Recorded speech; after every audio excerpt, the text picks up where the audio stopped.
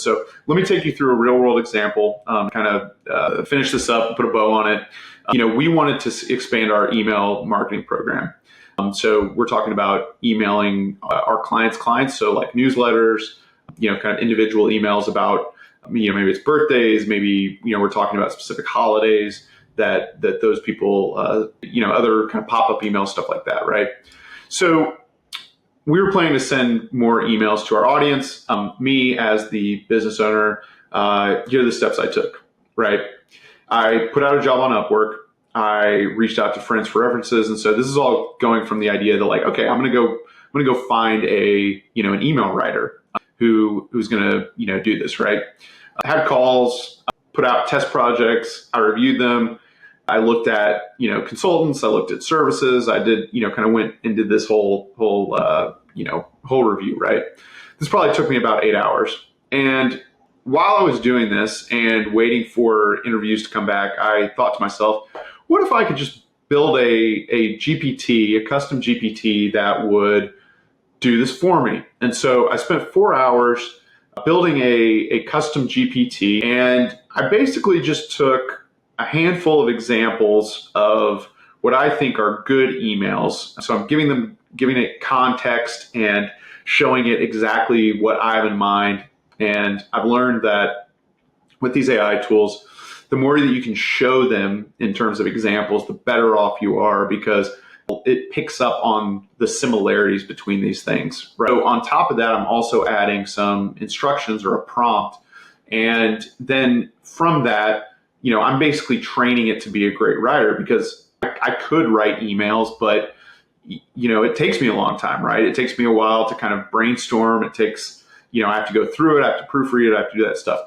Instead of that, I'm having this bot now create them, and it takes a little, a bit of iteration, and you adjust your prompts until you get it. But after 4 hours, I had a very good tool that I can reliably use now, and it's cut out the need to have a writer. It's cut out the need for me to manage another person, and we get this really good, grammatically correct, error-free email that coming out, and then we can scale that significantly because we can do 100 of these in a day. We don't have to wait for one individual writer and for it to go through the management process, be proofread, all of that stuff. So it's an enormous opportunity for it. And so, before the writing search was over for this, I'd already written 4 emails for October.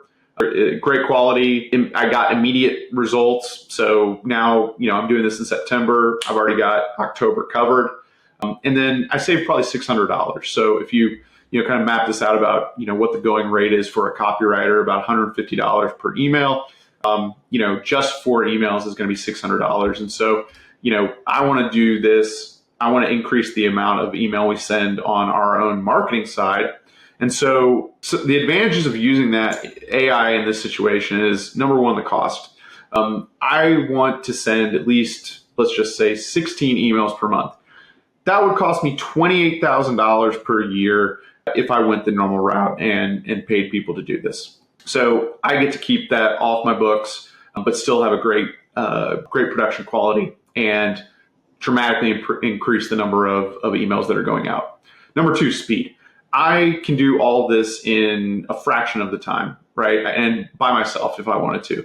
And even factoring in the trial and error, the frustration of, that's not the output I want. I don't really like that, that output. I need to tweak this and that. You're still coming out way ahead. Okay. You're going to be coming out way ahead, not only in the short term, but in the long term as well.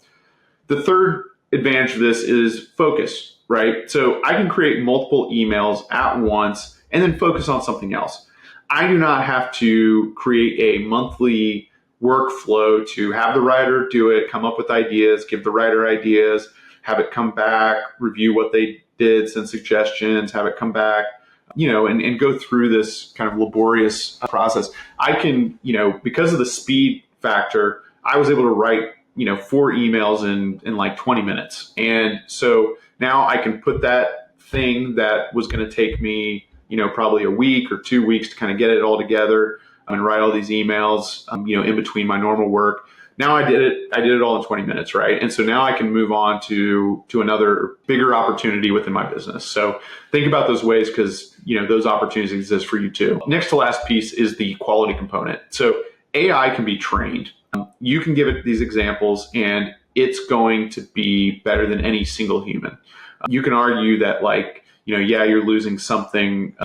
There are some advantages of maybe having a human do the copywriting, or different scenarios, and I get that.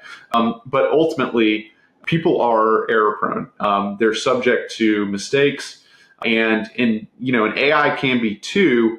But it's a machine, and it's significantly better at producing work that is going to be dramatically reduced in terms of errors than a human. And the scale is, you just can't compete with humans, because this can be done being run 24 hours a day. The quality is a big factor of why we're trying to move a lot of our operations into AI, and using AI as a co-pilot to like check our work, to do all this stuff, because ultimately, just like you in your business, it depends on your reputation is all about providing a good experience to clients, and it's the same with us.